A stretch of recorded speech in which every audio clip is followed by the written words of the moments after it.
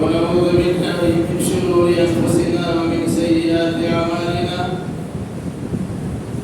من يهده الله فلا مضل له ومن يضلل فلا هادي له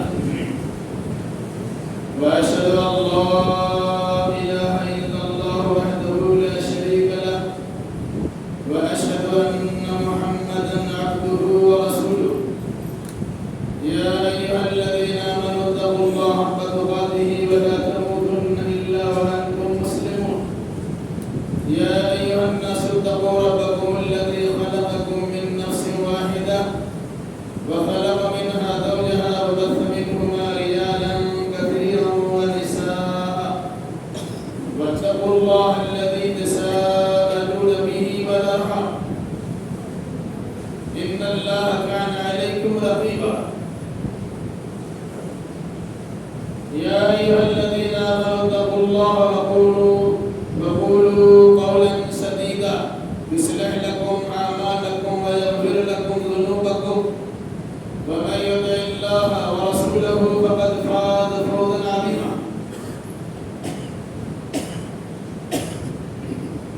أما بعد فإن خير الحديث كتاب الله وخير الهدي هدي محمد صلى الله عليه وسلم وشر الأمور محدثاتها وكل محدثة بدعة وكل بدعة ضلالة وكل ضلالة في النار. أعوذ بالله السميع العليم من الشيطان الرجيم. بسم الله الرحمن الرحيم. والذين يكنزون الذهب والفضة ولا ينفقونها في سبيل الله فبشرهم بعذاب أليم يوم عليها في نار جهنم فتكوى بها جباههم وجنوبهم وظهورهم هذا ما كنزتم لأنفسكم فذوقوا ما كنتم تكنزون. سبحانك لا علم لنا إلا ما علمتنا إنك أنت العليم الحكيم. رب اشرح لي صدري ويسر لي أمري واحلل عقدة من لساني يفقهوا قولي رب زدني علما.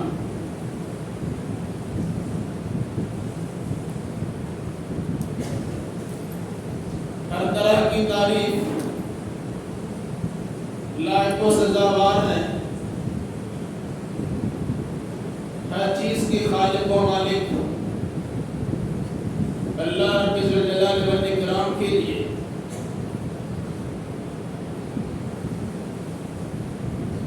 اور درود و سلام نازل ہو جملہ انبیاء کرام علیہم السلام پر، خصوصاً احمد مصطفیٰ محمد مصطفیٰ صلی اللہ علیہ وسلم پر. اللہم صلی علی محمد وعلی آل محمد کما صلیت علی ابراہیم وعلی آل ابراہیم انک حمید مجید. اللہم بارک علی محمد وعلی آل محمد کما بارکت علی ابراہیم وعلی آل ابراہیم انک حمید مجید.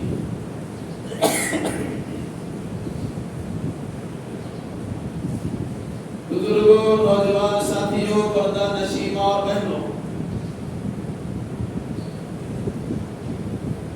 خطبہ مسنونہ کے بعد قرآن مجید کی دو آیات کریمہ کی تلاوت کی گئی ہے. انشاءاللہ الرحمن انہی آیات کریمہ کی روشنی میں کچھ باتیں آپ کے سامنے آئیں گی. اللہ ہمیں صحیح کہنے، صحیح سننے، صحیح سمجھنے اور صحیح باتوں پر عمل کرنے کی توفیق مرحمت فرمائے.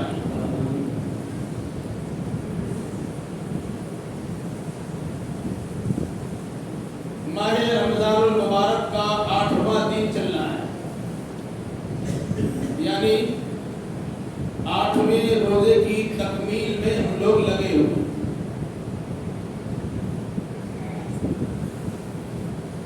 ماہ رمضان میں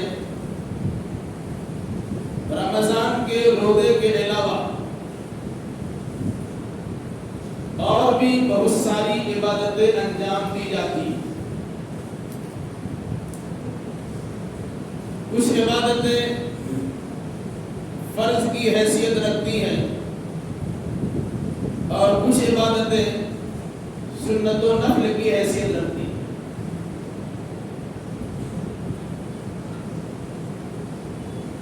فرض کی حیثیت رکھنے والی عبادتوں میں سے ایک عبادت جسے ہم نے آپ نے مسلمانوں نے اپنی جانب سے رمضان کے مہینے میں متعین کر لیا ہے، حالانکہ وہ عبادت سال بھر انجام دی جا سکتی ہے، لیکن سہولیات کے پیش نظر اپنی آسانی کے واسطے لوگوں نے رمضان کے مہینے میں اس عبادت کو کرنے کو بھی لازم سمجھ لیا۔ روزہ تو اس مہینے کا رکھنا ہی رکھنا ہے، 5 وقت کی نمازیں رمضان ہو یا غیر رمضان پڑھنا ہی پڑھنا ہے۔ حج اس کا الگ مہینہ ہے، توحید و رسالت کی گواہی مرتے دم تک دینا ہے، بلوغت کے بعد سے موت تک ہر لمحہ ہر سانس توحید و رسالت کی عملی گواہی دینا ہے۔ یہ وجہ ہے کہ من کان آخر کلامہ لا الہ الا اللہ دخل الجنہ، دنیا سے جاتے ہوئے جس انسان کی زبان سے سب سے اخیر میں لا الہ الا اللہ نکل جائے وہ جنت میں داخل ہو۔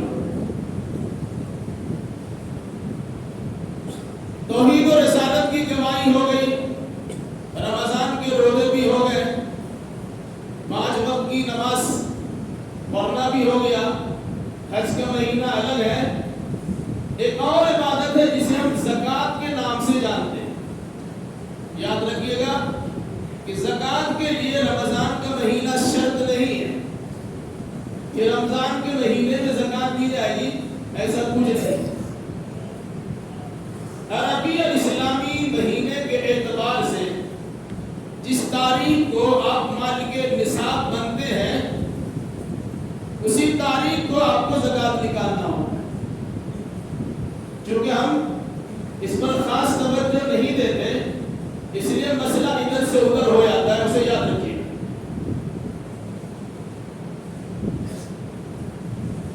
اسلام کے 5 بنیادی اصول،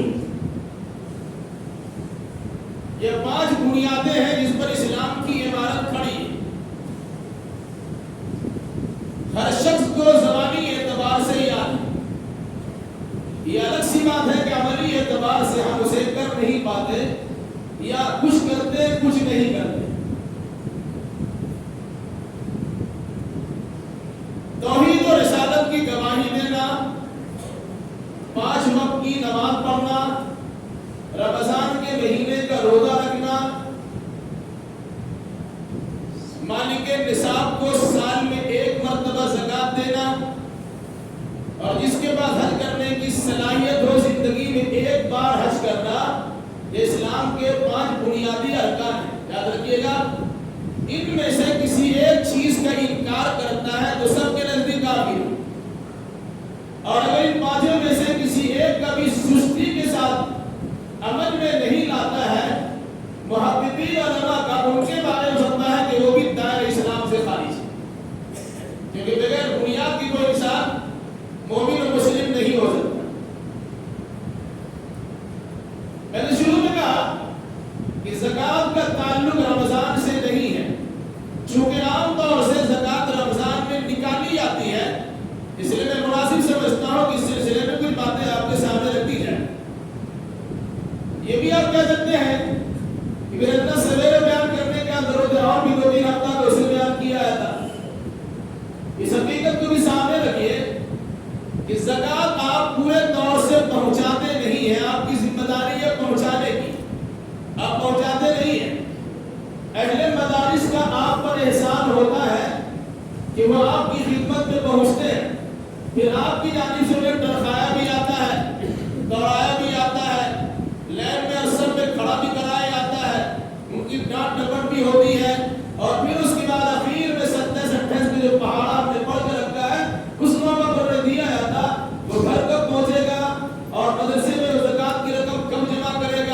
عید کی خوشیاں وہ کب کیسے منائے گا اس کی پرواہ آپ کو نہیں ہوگی۔ اس مناسبت سے میں نے بہتر سمجھا کہ شروع دور میں اس کا تذکرہ کر دیا جائے، جو لوگ زکوٰۃ نکالنے والے ہوتے ہیں وہ اس عبادت سے بھی فارغ ہو جائے اور جتنا جلدی ممکن ہو سکے اس کی ادائیگی کر دیں۔ یہ یاد رکھیے گا، سال میں ایک مرتبہ زکوٰۃ فرض ہوتی ہے، سال بھر زکوٰۃ فرض نہیں ہے۔ جس طرح سال میں ایک مرتبہ رمضان کے روزے فرض ہوتے ہیں، سال بھر رمضان کا روزہ نہیں ہوتا۔ ہاں، اگر کسی کا چھوٹ جاتا ہے عذر شرعی کی بنیاد پر، بیمار ہونے کے نتیجے میں، مسافر ہونے کے نتیجے میں یا اور دوسرے عذر کی بنیاد پر، تو رمضان سے آنے سے پہلے قضا کرنے کا حکم ہے۔ تو جس طرح رمضان کا مہینہ متعین ہے رمضان کے روزہ کے لیے، اسی طرح جب آپ مالک نصاب ہوں گے جس مہینے اور جس تاریخ میں، اسی تاریخ اور اسی مہینے میں آپ کو زکوٰۃ بھرپور نکالنا بند۔ کیونکہ ہر آدمی الگ الگ دنوں میں اور الگ الگ تاریخوں میں یا الگ الگ مہینوں میں مالک نصاب ہوتا ہے، اس لیے اسے کہا گیا جس مہینے میں مالک نصاب ہوں گے اس مہینے میں زکوٰۃ نکالیے۔ اس طرح پورا سال زکوٰۃ نکلنے کا معاملہ رہتا ہے، لیکن الگ الگ آدمی کے الگ الگ انداز سے اس سے غریبوں کی حمایت بھی ہوتی ہے، فقراء مساکین کی نصرت و مدد بھی ہوتی ہے۔ اسے آپ اس طرح سمجھیے، سال میں ایک مرتبہ زکوٰۃ نکالنا ہے۔ یہ بات بھی آپ یاد رکھیے گا کہ مسلمانوں کی کوتاہی ہے کہ جس کے نتیجے میں زکوٰۃ کی رقم تو جمع ہوتی ہے، یہ زکوٰۃ لوگ ادا کرتے ہیں اور اس کے خاطر خواہ فائدے نہیں ہوتے۔ شروع دور میں اللہ کے نبی صلی اللہ علیہ وسلم کے زمانے میں، صحابہ کرام کے دور میں اجتماعی زکوٰۃ نکالی جاتی تھی، زکوٰۃ ایک جگہ جمع کی جاتی تھی اور وہاں بیت المال کا نظام چلتا تھا اور وہیں سے اسے صرف اور خرچہ ہوتا تھا۔ نتیجے کے طور پر غریبوں اور مسکینوں کی پوری لسٹ اور فہرست ہوتی تھی، کن کو کہاں تک پہنچانا ہے، اس سلسلے میں مکمل معلومات فراہم کرنے کے بعد ان کے گھروں تک پہنچا دیا جاتا تھا یا انہیں وقت متعین کر دیا جاتا کہ بڑا بڑا تاریخ لا کے لے کے چلے۔ ابھی یہ صورتحال پچھلے کو نہیں ملتی ہے، جبکہ ہونا تو وہی چاہیے۔ صدیق اکبر رضی اللہ تعالیٰ عنہ نے مانعین زکوٰۃ سے جہاد اور قتال کیا تھا یا قتال کرنے کا ارادہ کیا تھا۔ وہ زکوٰۃ کا انکار نہیں کر رہے تھے، بلکہ اللہ کے نبی صلی اللہ علیہ وسلم کی وفات کے بعد کچھ لوگوں نے کہا کہ ہم زکوٰۃ نہیں دیں گے، وہ مسئلہ بالکل الگ ہے، لیکن کچھ لوگوں نے کہا ہم زکوٰۃ تو دیں گے لیکن کوئی ضروری کا مدینہ پہنچائیں گے، اپنے علاقے میں خرچ کر دیں گے۔ تو صدیق اکبر نے کہا لو منعونی قالا، اللہ کے نبی صلی اللہ علیہ وسلم کے زمانے میں اونٹ کی گردن میں پڑی ہوئی رسی بھی اگر زکوٰۃ دیا کرتے تھے، آج اگر تم اسے روکو گے تم سے جہاد کروں گا۔ اس پر فاروق اعظم نے صدیق اکبر سے کہا، حضرت عمر فاروق نے ابو صدیق سے کہا آپ ایسے ہی انسان سے جہاد کیجیے گا جو کرنا پڑتا ہے؟ انہوں نے کہا کہ اللہ کے نبی صلی اللہ علیہ وسلم نے اس سلسلے میں ہماری رہنمائی کی ہے کہ جو اپنے دین و ایمان کو کلمہ اور شریعت کی بنیاد پہ بچا لیتا ہے اس سے جہاد نہیں کیا جائے گا، چونکہ اس نے پابندی شریعت کرنے کے بجائے منمانی طریقے سے زکوٰۃ کی رقم کو یا زکوٰۃ کی چیزوں کو اپنے پاس روکا ہے، وہ اپنے علاقے میں خرچ کرتے ہیں۔ اس مناسبت سے میں اسے اس وقت تک لڑوں گا جب تک یہ مسئلہ حل نہ ہو۔ صدیق اکبر کے کہنے پر فاروق اعظم کا دل مطمئن ہو گیا، شرع صدر انہیں حاصل ہوا اور انہوں نے بھی کہا کہ بالکل اسے جہاد کرنا چاہیے۔ یہ اجتماعی زکوٰۃ آج حالات ایسے خراب ہو چکے ہیں جن کے پاس زکوٰۃ کی رقم جمع ہوتی ہے، اقربا پروری کا معاملہ ہوتا ہے، چھوٹا موٹا بیت المال جمع ہوتا ہے، بیت المال ہوتا ہے جس میں مال کو جمع کیا جاتا ہے، اپنے رشتہ داروں کو، ملنے جلنے والوں کو، تعلقات کے لوگوں کو یہ زکوٰۃ پہنچائی جاتی ہے۔ بغل میں، آس پاس میں، اڑوس پڑوس میں ایسے غریب و نادار قسم کے لوگ ہوتے ہیں جنہیں زکوٰۃ ملنی چاہیے لیکن انسان اس کو زکوٰۃ دیتا نہیں ہے بلکہ قریبی رشتہ داروں تک پہنچا دیتا ہے۔ اس لیے گنجائش کی شکل نکالی گئی کہ میں اپنے انداز میں زکوٰۃ نکال لیجیے، ادا ہو سکتی ہے لیکن کسی بھی صورت میں بہتر تو نہیں۔ زکات. اگر کسی انسان کے پاس 85 گرام سونا ہے، 85 گرام، 8 اور 5 85 گرام سونا ہے اور اس پر سال گزر گیا ہے، تب اس پر زکات ہے. سب آدمی کے پاس ایک ہی مہینے میں اور ایک ہی دن میں 85 گرام سونا تو نہیں ہو سکتا. سب کے پاس الگ الگ دنوں میں الگ الگ تاریخوں میں ہو سکتا ہے. تو جیسے جیسے جس دن میں تاریخ میں انہیں 85 گرام سونا ہو گیا، وہاں سے گنتی کی جائے گی. آئندہ سال اسی تاریخ اسلامی سال میں، آئندہ سال اسلامی سال اسی تاریخ کو وہ انسان زکات دینے کا حقدار بنے گا، اس کو دینا ہوگا. جیسے عورتوں میں بچی کی شادی ہوئی، اس کے ماں باپ نے کچھ زیورات تیار کیے، ابھی لڑکی کو دیا نہیں ہے. جب تک نہیں دیا ہے اس کی زکات ماں باپ کو نکالنا ہے. شادی کے موقع پر عام طور سے بچی کو زکات، بچی کو سونا شادی یا زیورات دے دیا. کبھی ایسا ہوتا ہے کہ گھر والے کی طرف سے اتنا سونا مل جائے کہ 85 گرام ہو جاتا ہے، اور کبھی ایسا ہوتا ہے کہ گھر والوں کی طرف سے کچھ کم ملا، سسرال والوں کی طرف سے کچھ اور تحفے تحائف ملے، تو ولیمہ کے دن اس کی نصاب کے مطابق اس کا سونا بڑھ گیا. تو مان لیجیے جس دن اس کو ملا ہے اس دن سے لے کے آئندہ سال اسی تاریخ میں وہ مالک کے نصاب ملے گی اور اس کو اس پر زکات دینا ہوگا. اسے یاد رکھیے. آپ اسی انداز سے کسی آدمی کے پاس چاندی ہے، آج کل چاندی کا دور کم ہو گیا، ورنہ پہلے چاندی کے زیورات زیادہ چلتے تھے. سونا کم لوگوں کے پاس ہوا کرتا تھا، لیکن چاندی کلو کے حساب سے لوگوں کے پاس ہوا کرتے. آج بھی دیہات میں اس کا رواج ہے. اگر کسی کے پاس 595 گرام چاندی ہے،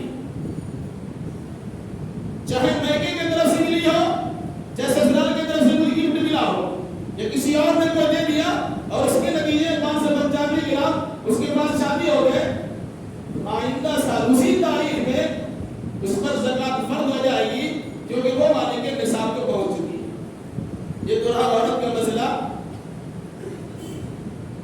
کبھی کبھی اس قسم کی زیورات مرد کو بھی مل جاتے ہیں،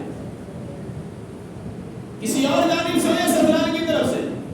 اگر وہ بھی نصاب کے مطابق پہنچ جائے تو اس کی زکات اس کی بھی دینا پڑے گا. ایک مسئلہ کر لیجیے. عام طور سے ملاج ہے کہ بیوی کے زیورات کی زکات شوہر ہی نکالے. ایسا کر لیجیے بیوی کی نماز بھی آپ ہی پڑھتی.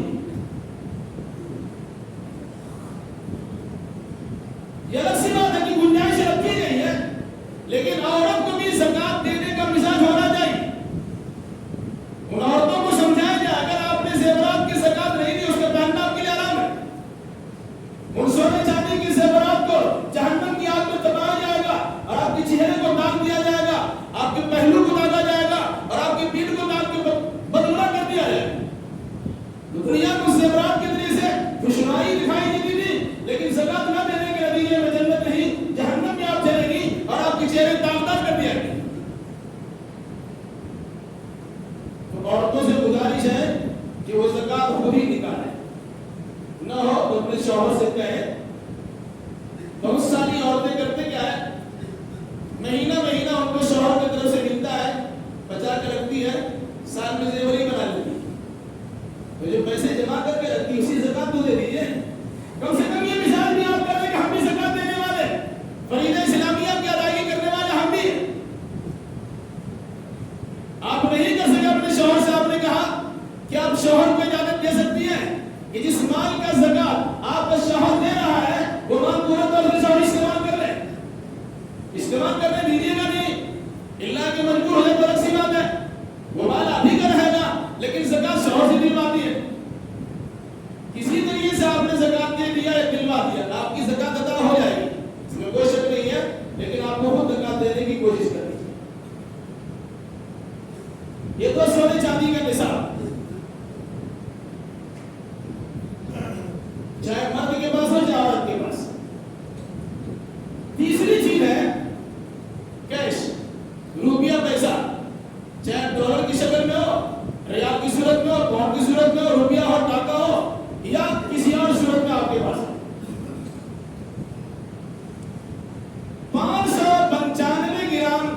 चांदी की जो मौजूदा कीमत है, आसानी से आप निकाल सकते हैं। अगर आपके पास 595 ग्राम चांदी की कीमत के बकदर रुपये जमा हो, जिस दिन जमा हुआ उस तारीख को नोट कीजिए, उस दिन को नोट कीजिए, उस महीने को नोट कीजिए, और आइंदा साल उसी महीने की उस तारीख को आपकी जिम्मे ज़कात फर्ज हो जाएगी, क्योंकि आप मालिक के निसाब हो चुके। थोड़ा थोड़ा करके जमा कर रहे थे, ऐसा भी हो सकता है आपने 1-2 साल में जमा किया, 4-5 साल में जमा किया, ऐसा भी हो सकता है। और ऐसा भी हो सकता है अभी कभी आपने अपनी नौकरी शुरू की, पहली तनख्वाह आपको 40-50 हज़ार रुपए मिल गए, तकरीबन 42-44 हज़ार रुपया होता है मौजूदा दौर के एतबार से। अगर आपको 40-50 हज़ार रुपया तनख्वाह मिली, जिस दिन तनख्वाह आपको मिली आप मालिक निसाब हो गए। अब उस दिन से आइंदा साल उसी महीने उसी तारीख को जोड़िएगा, आइंदा साल आपकी जिम्मे ज़कात देना फर्ज है। अगर वो निसाब के मुताबिक पैसा बचा हुआ है या उससे ज्यादा बढ़ा हुआ है, अगर कम है तो ज़कात नहीं है। इस चीज को ध्यान में बिठा लीजिएगा। हाँ, आपको ज़कात, आपको तनख्वाह मिली, खर्च कर दिया, बचाई नहीं तो ज़कात नहीं है। लेकिन आप बचा के कुछ रख रहे हैं, चूंकि आप इस दिन मालिक हो चुके हैं, ये थोड़ा करके आपके जा रहा है। अब आइंदा साल उसी तारीख में आपके पास जो पैसे मौजूद हैं वो निसाब के मुताबिक ही है, मौजूदा दौर की कीमत के एतबार से, चांदी की कीमत के एतबार से आपके पास रकम मौजूद है, तो आपको ज़कात देना होगा। कितना ज़कात, बाद में इसकी तफसील आती है। एक चौथी चीज है, गिनती करने आसानी से याद हो जाएगा, सोना, चांदी, कैश, और चौथी चीज माल तिजारत। आप कारोबार करते हैं, तिजारत करते हैं, आपके पास जो माल जमा है उस माल की मालियत, सामान्य तिजारत की मालियत 595 ग्राम चांदी के बकदर है, तो आपको उस पर भी ज़कात निकालना है। आपने सूट की दुकान किया, आपने कपड़े की दुकान किया, आपने कोई और भी दुकान की, लंबा चौड़ा भी काम किया, छोटा मोटा काम किया, अगर 595 ग्राम चांदी की कीमत के बकदर सामान आपके दुकान में मौजूद है, जिस दिन मौजूद हुआ उसी दिन आप मालिक के निसाब बन गए। आइंदा साल उसी तारीख उसी दिन में आपको ज़कात निकालना पड़ेगा। ये चीज याद रखिएगा कि ज़कात कब निकालेंगे, कितना निकालेंगे। ज़कात एक साथ निकाली जाती है या मिला कर थोड़ा करके साल भर देते रहेंगे। ऐसा कीजिएगा, ज़ोहर की नमाज एक जगह ज़ोहर में पढ़िएगा, एक असर के वक्त में पढ़िएगा, एक मगरिब में पढ़िएगा और एक इशा में पढ़िएगा, आपकी नमाज ज़ोहर की हो गई। दिल को बहलाने को बारे में ये ख्याल अच्छा है। अहले सुन्नत हजरात समझते हैं किसी तरह दे देंगे, चूंकि वो इज्तिमाई शक्ल में ज़कात जमा नहीं होती है, इसलिए आज़ादी और मनमानी लोग करते हैं। अगर इज्तिमाई शक्ल में ज़कात जमा की जाती तो सबका बादाब तरीफ तैयार होता, कहां से कितनी ज़कात आना होती है वो मुस्तकिल से जमा किया आता और बैतुल माल में जमा हो। तो अगर आपका रिकॉर्ड नहीं है बैतुल माल में, आपको अल्लाह की निगाह में रिकॉर्डेड है, आप ज़कात देने वाले हैं, तो जब तारीख ज़कात देने की आ गई, अब उसी मौका पर 1-2 दिन आगे पीछे करके आप ज़कात दीजिए और जितना जल्दी मुमकिन हो सके ज़कात की अदायगी से फारिग हो जाए।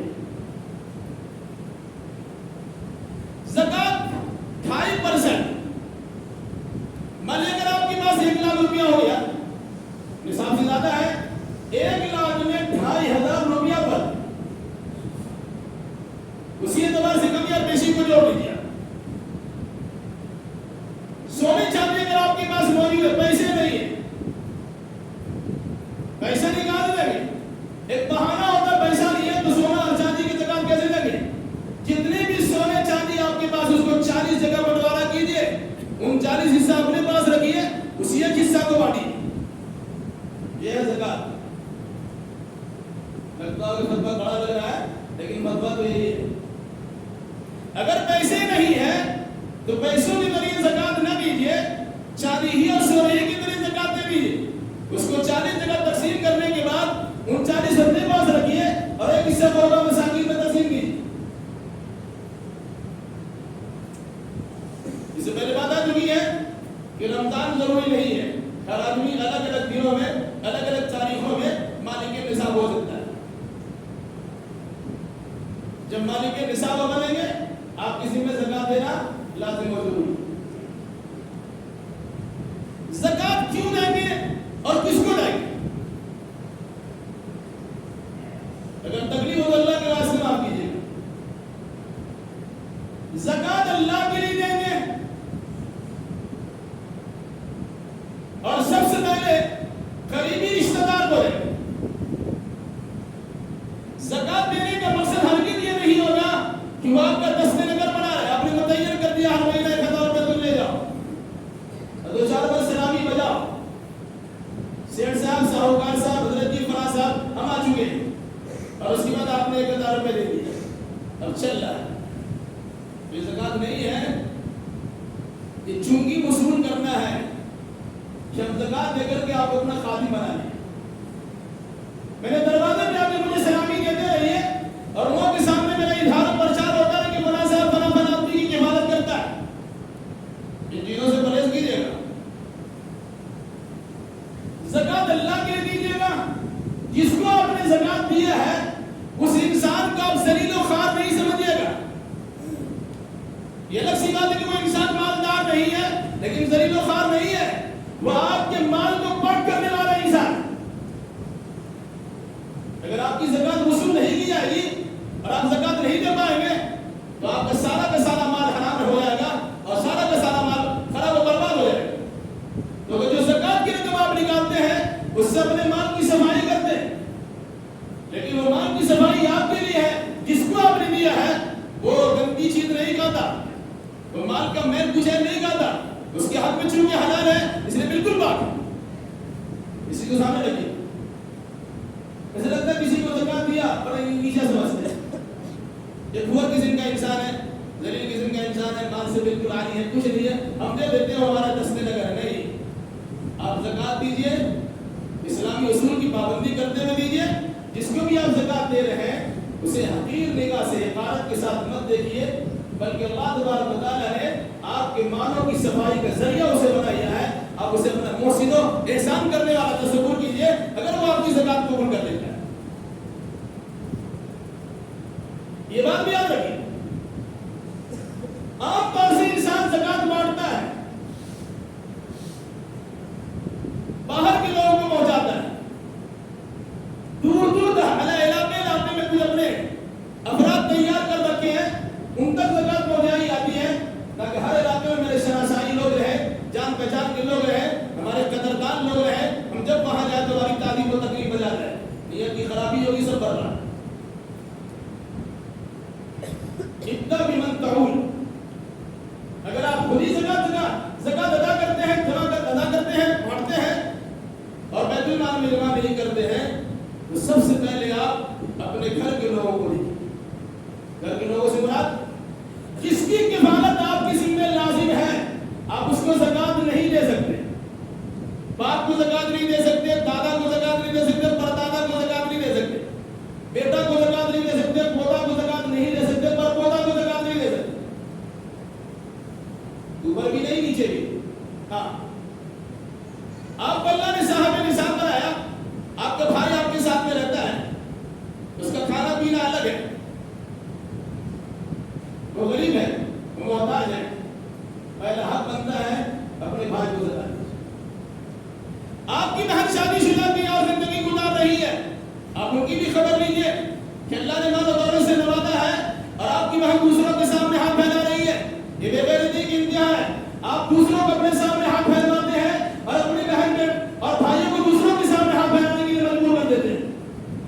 ہرگز نہیں. آپ پہلے اپنے بھائیوں کو دیکھیے, اپنے بھتیجوں کو دیکھیے, اپنے بہنوں کو دیکھیے, اپنے بھانجا اور بھانجیوں کو دیکھیے, یعنی جتنا جو زیادہ قریب رشتہ دار ہے پہلے ان کو دیکھیے. تم ہوتا کیا ہے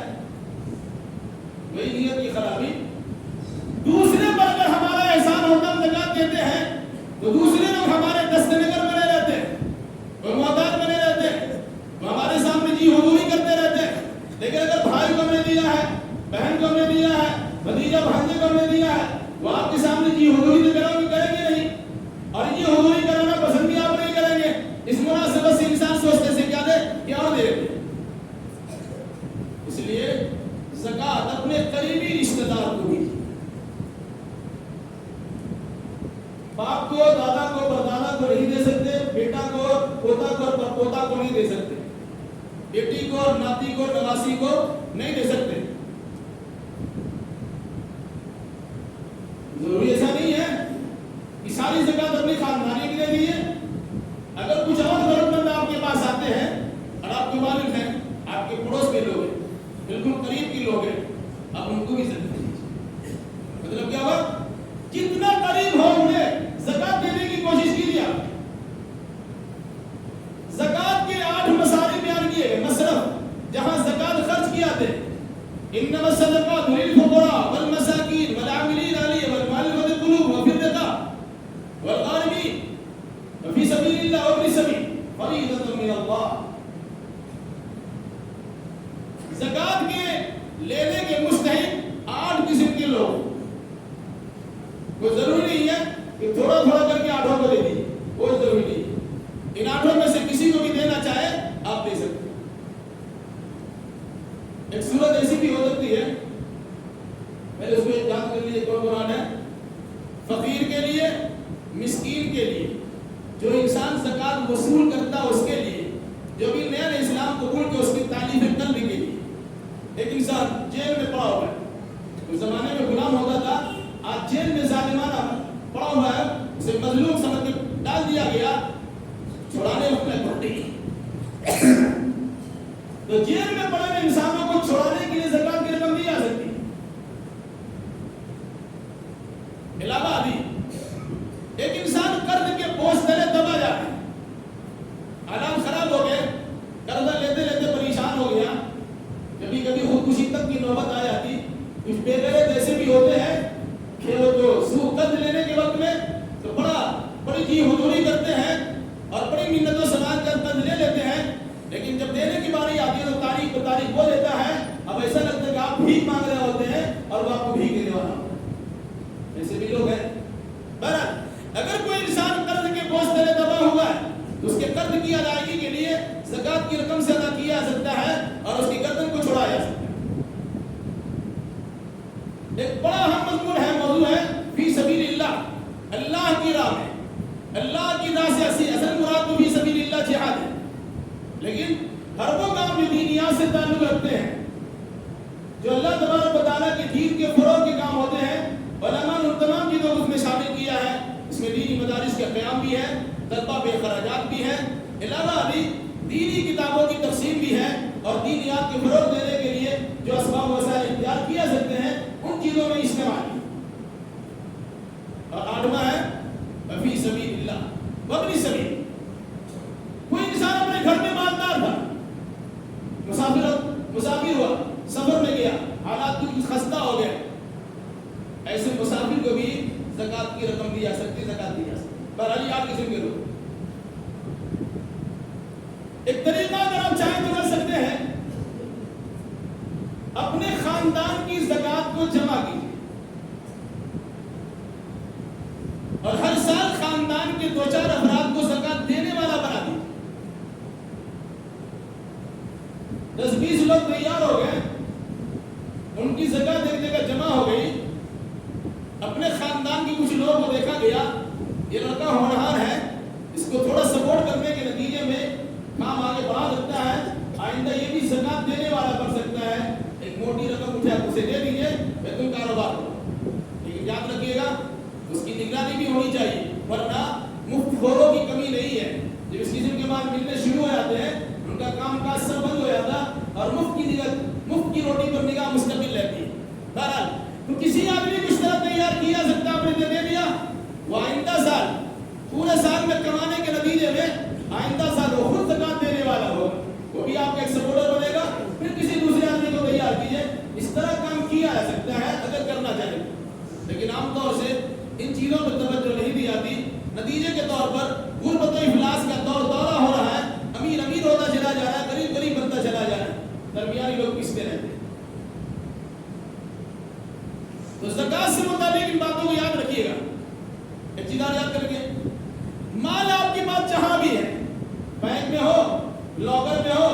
जेब में हो या अलमारी में हो, सारे माल को जमा कीजिए। किसी को कर्ज दे के रखे उस माल को भी जोड़ लीजिए। जोड़ने के बाद मजमूई माल की ज़कात आपको 2.5% निकालना है, ठीक है। इसी तरीके से आपकी जिम्मे पर किसी का कर्जा, लोग बोलते हैं कर्ज हमारे जिम्मे ज़कात कैसे देंगे, आपका खर्चा रुकता नहीं है, जिंदगी कर रोटर में कभी तो आती नहीं है, शान शौकत में घाम में वैसे आगे हैं, लेकिन कर्ज ज़कात देने के वक्त में हमारे जिम्मे देना कर्जा है। या तो जिसका कर्जा अपने लिए कर्जा जमा कीजिए, अगर कर्जा जमा नहीं करते हैं, अदा नहीं करते हैं, तो फिर ज़कात दीजिए। दोनों हाथ में अभी भी लड्डू, ऐसा नहीं है कि ज़कात भी नहीं दिया और कर्जा भी अदा नहीं किया और रोजी रोटी हमारी भरले से चल रही है, दस्तरखान हमारा बड़ा बसी चल रहा है। इस किस्म की चीज़ों से परहेज कीजिए। तो माल आपका जहाँ भी होगा उसे जमा कीजिए। अगर आपकी जिम्मे किसी का देना है उसे दे दीजिए। अगर कहीं आपका माल जमा कहीं रखा हुआ है उसे जोड़ लीजिए। फिर दोनों को देखने के बाद जो माल बचता है उसका ज़कात दीजिए। इसी तरीके से आपके पास सामान है, कोई सामान ऐसा है जिसकी कीमत अल्हम्दुलिल्लाह ठीक है, लेकिन कुछ डेड स्टेप होने के नतीजे में, बहुत दिनों से पड़ा होने के नतीजे में उसके माल की कमी आती, उसके दाम में कमी आ जाती है, उसी एतबार से उस माल को जोड़िएगा और फिर उसे ज़कात दीजिए। इस तरह की चीज़ों को सामने रखिए और पाए का हिसाब लगा के ज़कात दीजिए। कि नहीं मौलाना साहब तो ज़्यादा ही दे देते हैं, ना मौलाना साहब बेहसान करते हैं ना अल्लाह बेहसान करते हैं, ज़्यादा मत दीजिए। अल्लाह ने आपसे 2 रुपया मांगा, 2 रुपया दीजिए, अब 2.5-3 रुपया मत दीजिए। हिसाब नहीं कर पाते, कितना बड़ा मामला है, कानून का खजाना आपके पास हिसाब नहीं कर पाते हैं। हिसाब कीजिए, इसी बहाने कम से कम आपको पता चलेगा कि माल आपके पास आता कहाँ से और जाता कहाँ से। लोग इस सिलसिले में तवज्जो नहीं देते और कुछ दिनों के बाद पता चलता कितना माल उसकी चोरी हो गया और कितने रुपये उसके बैंक से निकल गए और कितने पैसों की घर से गायब हो गए, बाद में पता चलता है। कम से कम साल में 1 मरतबा तो उसकी इंक्वायरी कीजिए और उसको जोड़िए और जितना आप ज़कात आयद होती है, फर्ज होती है, उतनी ज़कात आप निकाल दीजिए, अल्लाह पे एहसान रख दीजिए। ज़कात खुद दीजिए, औरतें खुद भी ज़कात दें, नहीं है तो शौहर से लेके ज़कात दें। किसी यतीम का माल आपके पास है, वो माल निसाब के मुताबिक पहुंचा हुआ है, उसकी भी ज़कात दें। एक इंसान के ज़िम्मे ज़कात फर्ज हो गई और वो दुनिया से चल गई। मरने वाले को देखने के लिए तैयार नहीं, मरीजों को सदका खर्चा करने के लिए तैयार नहीं, लेकिन माल का बंटवारा फौरन हो जाता है। याद रखिएगा, जिस इंसान पर ज़कात फर्ज हो गई थी, अभी वो ज़कात नहीं निकाला, माल के तकसीम करने से पहले ज़कात निकालिए, बचेगा तब उसके बाद वो बंटवारा कीजिएगा। तो कर दे क्या, चलो हम लोग बांट लेते हैं, एक मसला बातें करके बात खत्म कर देते हैं।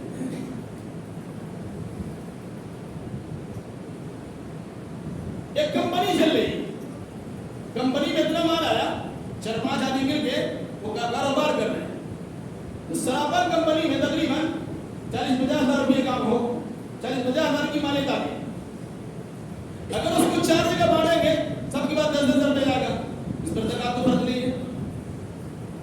इस लिहाज से कंपनी अगर एक साथ है, उसकी पूरी कंपनी में ज़कात निकलेगी और उसी माल से मजमूई माल से निकाल करके तकसीम किया जाएगा। लेकिन आपके हिस्सेदार में, पार्टनर में कोई ऐसा इंसान हो जो ज़कात देना नहीं चाहता है,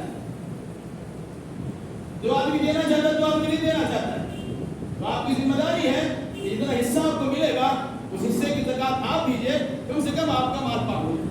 इन चीज़ों का खास ख्याल रखिएगा, वरना होने दिया तो हम क्या करें, होने दिया तो हम क्या करें, इस तरह होती है और मसाइल बिगड़ते हैं, माल खराब होता है, ज़कात न देने की बात है।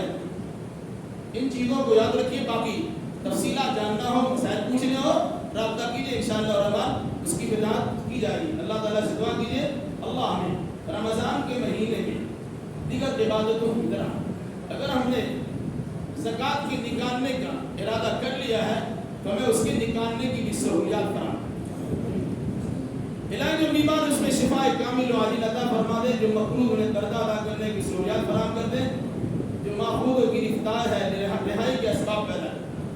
जिन लोगों ने दुआ की दरख्वास्त की है, अल्लाह जो अपने फजल करम से उनकी हर जायज़ मुराद को पूरी फरमा दे, उनके मरीजों को शिफा अता फरमा दे, उनकी हर परेशानी को दूर फरमा दे।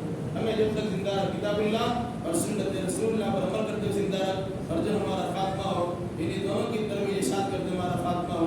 अक़ूलु क़ौली हाज़ा व अस्तग़फ़िरुल्लाह ली व लकुम व लिसाइरिल मुस्लिमीन। واخر دعوانا الحمد لله رب العالمين.